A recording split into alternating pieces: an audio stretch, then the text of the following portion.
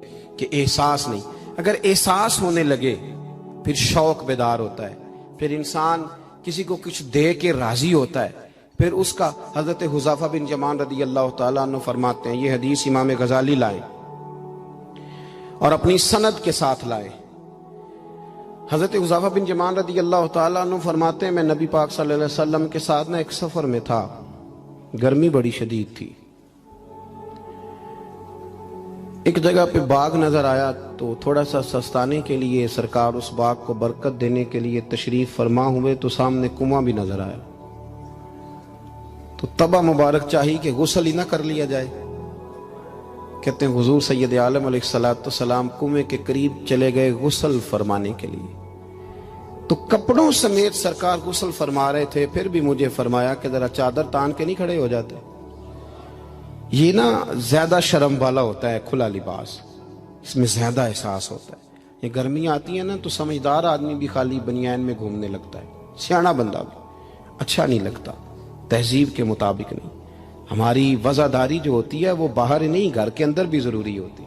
بیٹیاں ہیں, بہنیں ہیں گھر کے اندر, بڑا اچھا رویہ انسان کا ہو تاکہ خوبصورتیاں اور خوشبوئیں بکھریں. کپڑوں سمیت غسل فرما رہے ہیں اور حضرت حذیفہ بن یمان کہتے ہیں میں چادر تان کے کھڑا ہو گیا. سرکار تھوڑے سے غسل کے بعد فرمانے لگے, حذیفہ گرمی بڑی تھی, نہانے میں بڑی لذت آ رہی ہے, تو میں تھوڑا اور نہ نہاؤں. تو میں نے کہا حضور میری تو نوکری قبول ہو رہی ہے, میرے لیے تو سعادتیں. کہتے ہیں سرکار نے تھوڑا غسل کیا, اب حضور بس کرنے لگے تو میں نے عرض کی, میں نے کہا یا رسول اللہ میری خواہش ہے کہ تھوڑا اور غسل فرمائیں. سرکار نے تھوڑا اور غسل کیا. میں نے کہا حضور اور کریں. کچھ دیر حضور غسل کرتے رہے. تکمیل غسل پر میں بڑا راضی تھا, کلیجہ بڑا ٹھنڈا تھا کہ آج میری خدمت قبول ہوئی, آج مجھے حصے میں یہ سعادت آئی. کہتے ہیں جب میں فارغ ہوا نا تو حضور فرمانے لگے چل اب تو بھی غسل کر, تو بھی غسل کر اب. تو میں غسل کرنے لگا تو فرمایا ادھر دیکھنا میری طرف. یہ ہمارے ہاں نا کچھ لوگ بن کے بیٹھ گئے اور انہوں نے سمجھا کہ شاید چونکہ میں لیڈر ہوں, شاید میں سربراہ ہوں اور باقیوں پر لاگو ہے کہ میری گاڑی کے پیچھے دوڑیں اور میرے نعرے لگائیں. دیکھو جب انسان انسانوں کے اندر احساس پیدا کرنے کی طرف دیکھے گا تو سب سے پہلے میرے محبوب کی زندگی سے درس حاصل کرے گا. سرور کائنات صلی اللہ علیہ وسلم نے کہا غسل کرو. کہتے میں غسل کرنے لگا تو محبوب فرمانے لگے چادر مجھے دو, میں تان کے کھڑا ہوتا ہوں. کہتے میرے تو پیروں تلے زمین نکل گئی. میں نے کہا یا رسول اللہ صلی اللہ علیہ وسلم مہربانی فرمائیں آپ یہ نہ کریں. تو حضور نے فرمایا تو نے کیا ہے نا تو میں کیوں نہ کروں. کہتے ہیں اب حضور نے حکم دیا تو میں نے چادر سرکار کو پیش کر دی. حضور تان کے کھڑے ہو گئے تو میں جلدی سے غسل کر کے فارغ ہو گیا. میں نے کہا حضور نہا لیا ہے. فرمایا حذیفہ مجھے گرمی لگ رہی تھی تو تمہیں بھی لگ رہی ہوگی نا, صحیح کر کے غسل کرو. کہتے ہیں میں غسل کر چکا. یارو ذرا اس کی لذت تو محسوس کر لو. کوئی حرج نہیں یار, اگر کوئی کام ہمیں کبھی اپنے ہاتھ سے کرنا پڑ جائے کوئی مسئلہ نہیں. اگر آسمانوں پہ چلو گے تو زمین والوں سے پیار نہیں بڑھے گا, اور اگر زمین والوں کے بیچ رہو گے پیار کرو گے تو محبتیں بڑھیں گی. حضرت حذیفہ بن یمان کہتے ہیں کہ میں پھر تھوڑی دیر غسل کے بعد عرض کی حضور کر لیا غسل. تو کہتے ہیں اب سرکار نے میری طرف غور سے دیکھ کر فرمایا حذیفہ دو حرفی بات ہے, جتنی دیر میں نے غسل کیا تم بھی اتنی دیر ہی کرو گے, اور کرو گے تو بات ختم ہوگی ورنہ یہ بات ختم نہیں ہوگی. حضرت حذیفہ بن یمان فرماتے ہیں میں نہا بھی رہا تھا اور مدینے والے رسول پہ درود و سلام بھی پیش کر رہا تھا.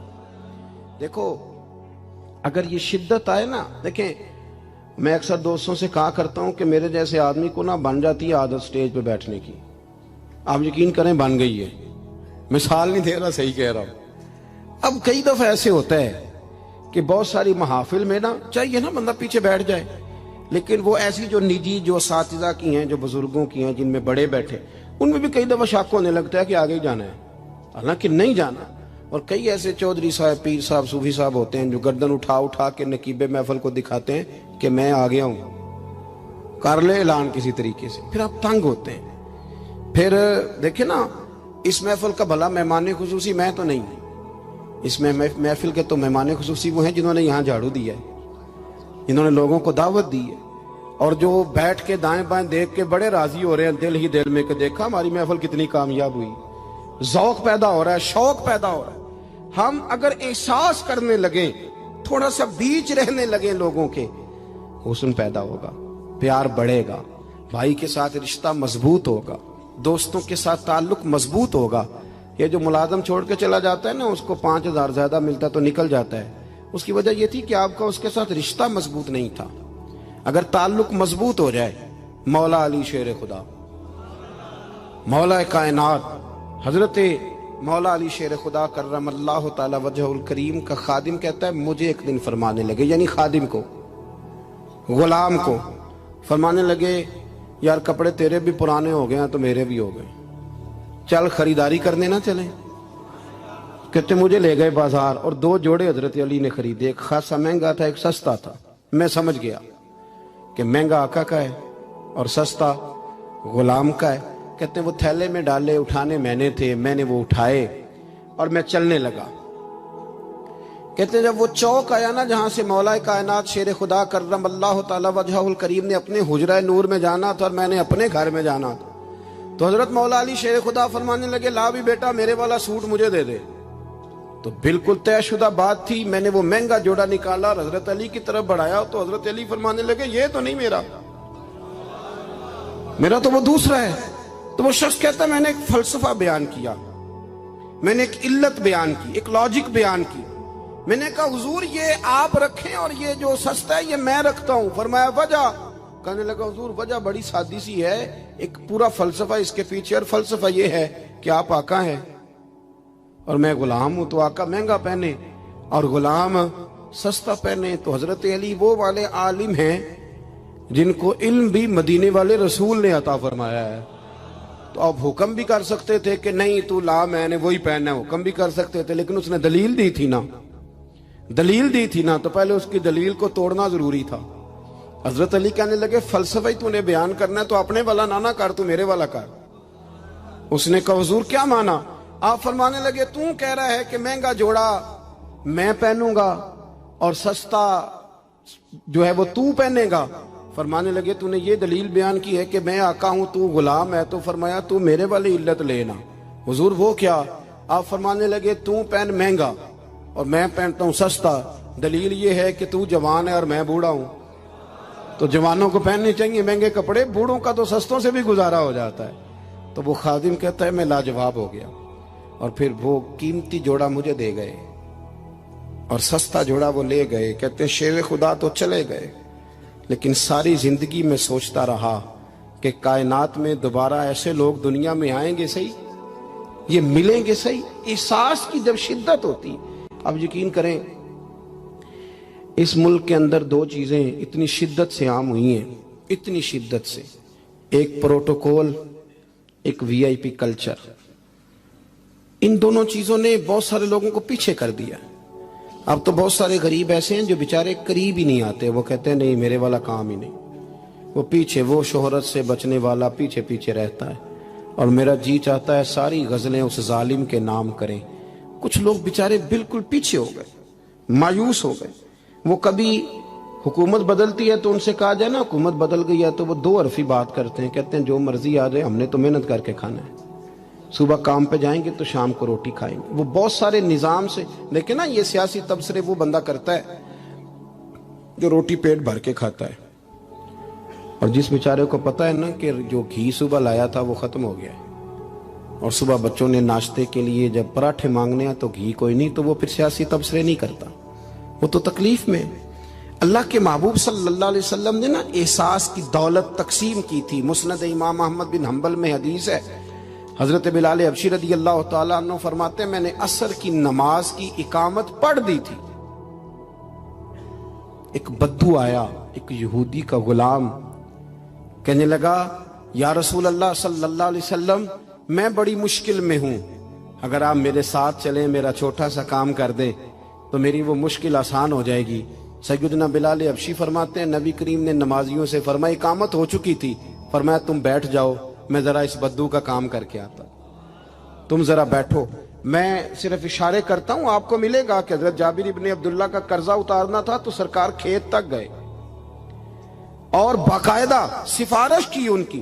اب تو لوگ کہتے ہیں نا جب تک وہ خدمت کر رہا ہے تو تب تک وہ خدمت گزار ہے، کہیں الجھ جائے تو کہتے ہیں اس کا ذاتی مسئلہ ہے.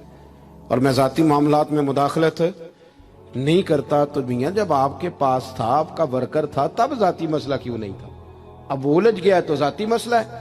ایک عورت رو رہی تھی تو سرکار سفارش کے لیے اس کے ساتھ نہیں چلے گئے تھے کہ میری مالکن مجھے مارے گی؟ آپ کتب حدیث کتب سیرت کو پڑھیں. یہی وجہ تھی کہ حضور کے غلاموں میں وہ درد آیا، بڑے زور شور سے آیا. امیر المومنین سیدنا فاروق اعظم رضی اللہ تعالیٰ، اس شخص کا آپ جاہ و جلال دیکھیں نا تو کسرا کا بادشاہ کہتا ہے عمر ملنا ہے، تو عمر فرماتے میرے پاس وقت نہیں، میں نہیں ملتا، مجھے کیا ضرورت ہے کسی کی، یہ جاہ و جلال ہے. اور انسانیت کی خدمت کا جذبہ کیا ہے؟ چہرے پہ نقاب اوڑھ کے رات کو گھوم رہے ہیں، سامنے ایک خیمہ نظر آ گیا. سیدنا فاروق اعظم قریب گئے تو ایک آدمی خیمے میں ہے اور بڑی پریشانی میں ہے، اندر سے نکلتا ہے پھر اندر جاتا ہے. فرمایا خیریت ہے؟ کہنے لگا بڑی دور سے آیا ہوں، امیر المومنین سے ملنا تھا، رات ہو گئی یہیں، میری بیوی کہ ہاں ولادت ہونی اور وقت قریب آ گیا، وہ تکلیف میں، تو یہیں خیمہ لگا کے میں نے بٹھا لیا ہے. تو غلام آپ کون ہیں؟ تو حضرت عمر کہنے لگے تو مجھے چھوڑ میں ابھی آیا. گھر گئے حضرت عمر، توجہ ہے میری بات پر، بس سمیٹنے لگا ہوں. گھر گئے اور خاتون نے اول سے کہا، ملکہ سے کہا، اپنی اہلیہ سے فرمانے لگے کوئی نیکی کمانے کا ارادہ ہے؟ وہ کہنے لگی بڑا ارادہ ہے. تو کہنے لگے پھر بچے کی ولادت کے لیے جن چیزوں کی حاجت ہوتی ہے وہ ساتھ لے لو. میں آپ کو اس شخص کی بات بتا رہا ہوں جو 24 لاکھ مربع میل کا حکمران ہے، جس کے نعرے سے لوگ کانپ جاتے ہیں، لیکن وہ اصول اپنی جگہ پہ اور انسانوں کا پیار اپنی جگہ پہ. حضرت عمر نے اپنی اہلیہ کو ساتھ لیا. انہوں نے کہا کچھ چنے لے لیں، کچھ جو ہے وہ گھی لے لیں، کچھ سرکہ لے لیں، اور آپ یہ ساری چیزیں ڈال کے تو پکائیں. حضرت فاروق اعظم رضی اللہ تعالیٰ عنہ نے چولہا جلایا. وہ شخص کہتا ہے جب عمر پھونکے مارتے تھے نا آگ میں تو میں ان کی داڑھی سے دھواں نکلتے دیکھتا تھا. حضرت عمر نے چولہا جلایا، اوپر کھانا رکھا، وہ جو کہا تھا وہ آپ کی اہلیہ اندر چلی گئی خاتون کے پاس. وہ شخص کہتا ہے میں نے 2-3 دفعہ حضرت عمر کو کام بتایا تو میں نے سمجھا کوئی غلام ہے، امیر المومنین نے ڈیوٹی لگائی ہے کہ رات کو مسافروں کا خیال رکھنا. تو میں انہیں کہتا غلام ادھر آ پانی لے کے آ، تو عمر دوڑے آتے. وہ ڈیوٹی کرتے رہے. جب بچے کی ولادت ہو گئی تو اندر سے جناب عمر کی اہلیہ بولی، کہنے لگی امیر المومنین مبارک ہو، اللہ نے آپ کے دوست کو بیٹا دیا ہے. وہ شخص کہتا ہے میرے ہاتھ میں پیالہ تھا، دھڑام سے گرا، میں نے تو عمر کا جلال سنا ہوا.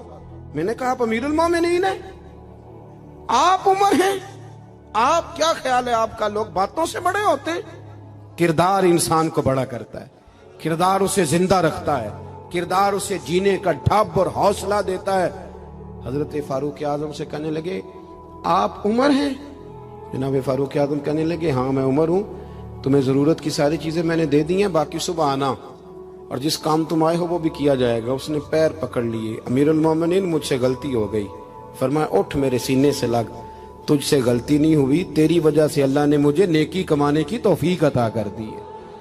اپنی زندگی میں 3-4 چیزوں کا خاص خیال کریں. عقائد مضبوط رکھیں. ہمارے اندر کو آ جاتی ہیں نا کمزوریاں، انسان ہیں، ان کو دور کرنے کے لیے احساس پیدا کریں.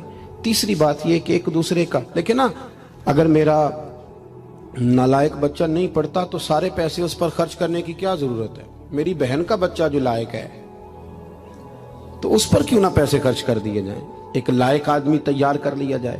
احساس پیدا کریں گے، تھوڑا تھوڑا آگے بڑھیں گے تو آپ دیکھیں گے معاشرے کے اندر کس تیزی کے ساتھ لوگوں کے مسائل میں کمی آتی ہے اور خیر تقسیم ہوتی ہے. میں دعا کرتا ہوں جو میں نے کہا میرا مالک اسے قبول فرمائے. گفتگو کے دوران عمدن سہون جہاں بھول گئے اللہ ہم سے درگزر فرمائے.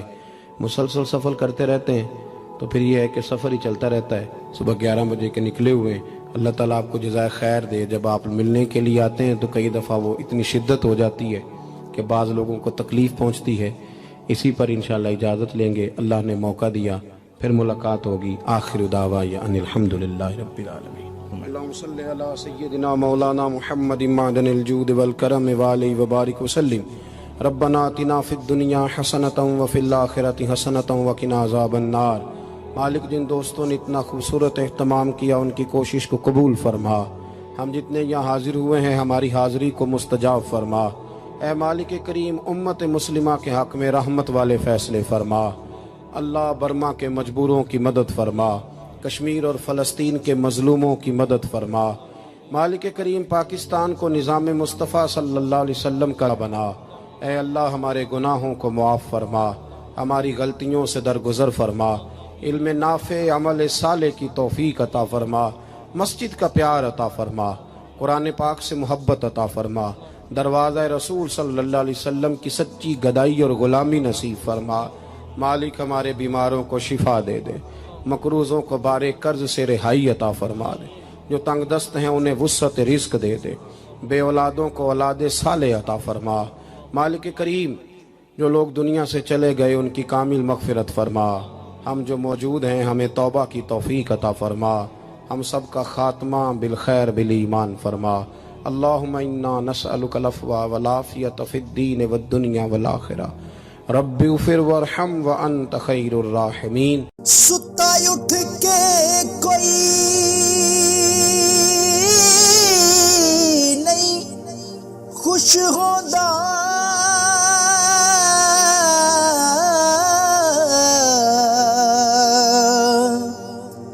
بڑے ستے جگا کے میں ویکھیا